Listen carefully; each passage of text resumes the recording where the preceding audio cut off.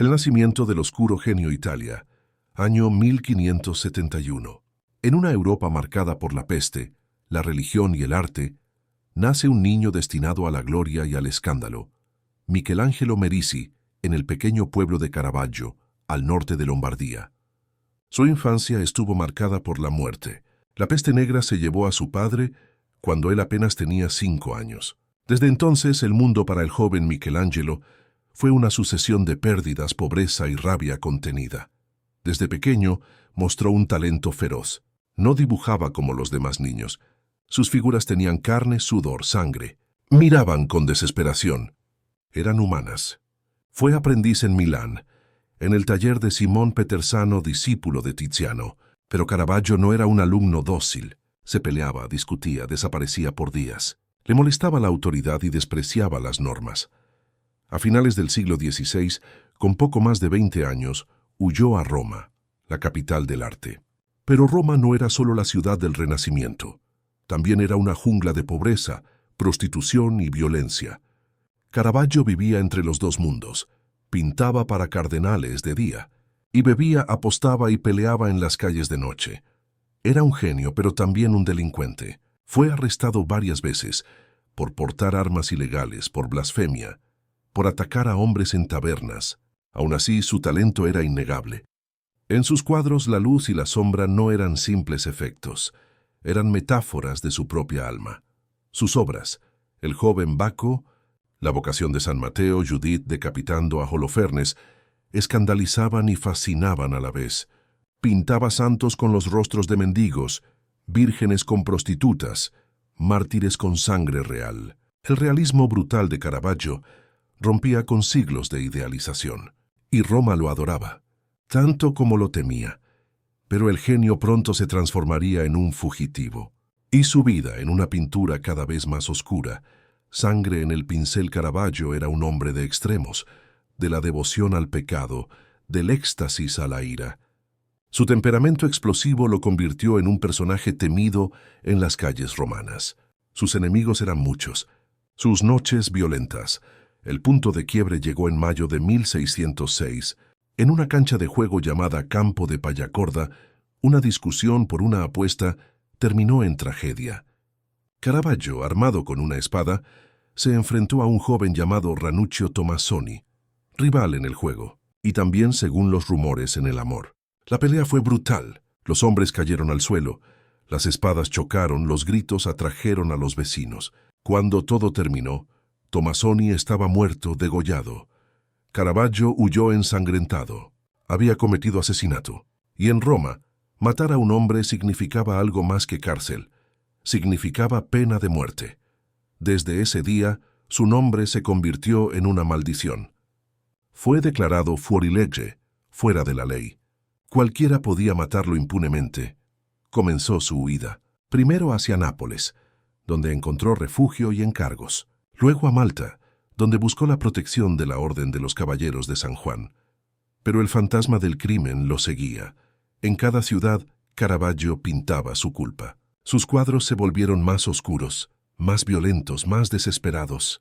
David con la cabeza de Goliat es quizás su confesión más brutal.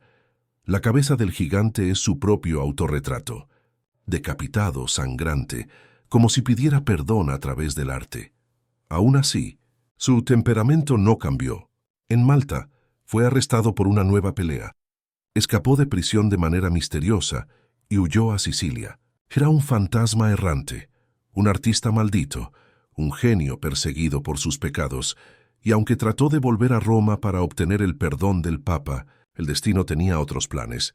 El fugitivo sin rostro en Sicilia, Caravaggio vivía con miedo. Dormía armado, cambiaba de nombre, viajaba de noche. Pintaba en cada ciudad una obra nueva, como si cada pincelada fuera una plegaria para redimirse. Pero sus cuadros de ese periodo no son plegarias, son visiones. La resurrección de Lázaro, la adoración de los pastores, la decapitación de San Juan Bautista, todos muestran la misma obsesión, la muerte y el renacimiento, como si Caravaggio esperara un milagro para sí mismo. Su fama crecía incluso mientras huía. Los nobles lo protegían, los mecenas lo buscaban, los rumores lo seguían como una sombra. Se decía que había vendido su alma por el talento, que pintaba con la sangre de sus víctimas, que sus modelos eran criminales reales. La leyenda superaba al hombre.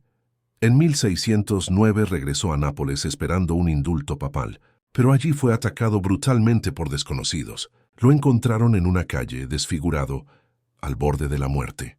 Sobrevivió, pero su rostro nunca volvió a ser el mismo. La belleza arrogante del joven pintor se había transformado en una máscara de heridas. Desde entonces, ya no se dejaba ver, pintaba en silencio, escondido. En sus últimas obras, la luz se apaga casi por completo. Los cuerpos surgen de la oscuridad como apariciones. Era como si ya pintara desde el otro lado. Y luego, de repente, desapareció. El misterio de su muerte, julio de 1610. Caravaggio había embarcado rumbo a Porto Ercole, en la costa toscana. Llevaba consigo varias pinturas, regalos para obtener el perdón del Papa Pablo V y una carta que podría devolverle la libertad. Pero nunca llegó. Durante siglos los relatos sobre su muerte se contradijeron. Algunos decían que murió de fiebre en una posada, otros que fue asesinado por enemigos o por los propios caballeros de Malta, vengando su deshonra. También se decía que lo encarcelaron por error y que al ser liberado vagó enfermo por las playas hasta morir solo, delirando, bajo el sol. El cuerpo de Caravaggio nunca fue identificado con certeza. Ni tumba, ni testigos, ni confesión final. Solo silencio. El genio más violento del barroco desapareció como sus propias figuras, tragado por la oscuridad. Años después, la leyenda creció. Unos decían que fue envenenado con plomo de su propia pintura, otros que murió de sífilis, malaria o rabia. Nadie sabe la verdad, pero todos coinciden en algo. Caravaggio no murió en paz. El hombre detrás del mito, detrás del artista asesino, había un hombre roto, un huérfano que nunca superó la pérdida, un amante incapaz de amar sin destruir, un creyente que pintaba la fe a través del pecado. Su obsesión con la luz no era estética, era espiritual. Caravaggio pintaba la lucha eterna entre la redención y la condena. Cuando los demás pintaban ángeles, él pintaba la suciedad del alma. Sus santos sangraban, sus vírgenes lloraban, sus pecadores pedían perdón. En cada cuadro el bien y el mal convivían en la misma sombra.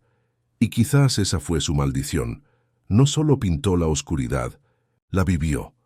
Sus contemporáneos lo temían, pero los siglos lo elevaron. Sin Caravaggio no habría Rembrandt, ni Velázquez, ni cine negro. Su manera de usar la luz, el claroscuro, cambió para siempre la narrativa visual. El drama, el realismo, el contraste moral, todo nace en sus pinceles, pero la ironía es brutal.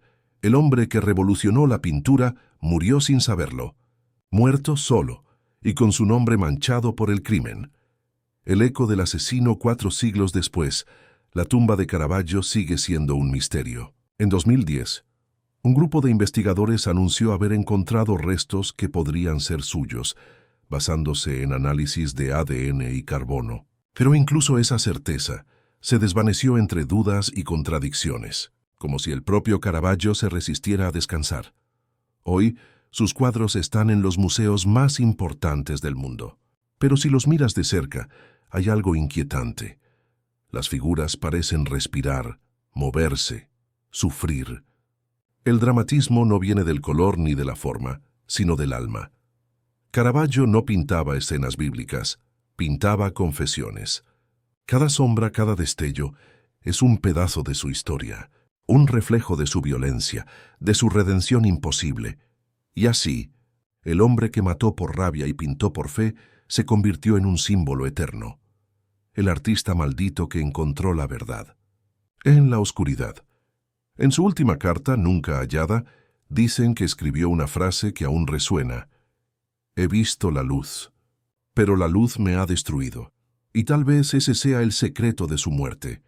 Caravaggio no fue asesinado por una espada ni por el veneno. Fue asesinado por su propio arte. Por la intensidad con la que vivió, amó y buscó lo divino entre los escombros del infierno. Su cuerpo puede haberse perdido, pero su sombra sigue viva, cada vez que una luz corta la oscuridad en silencio.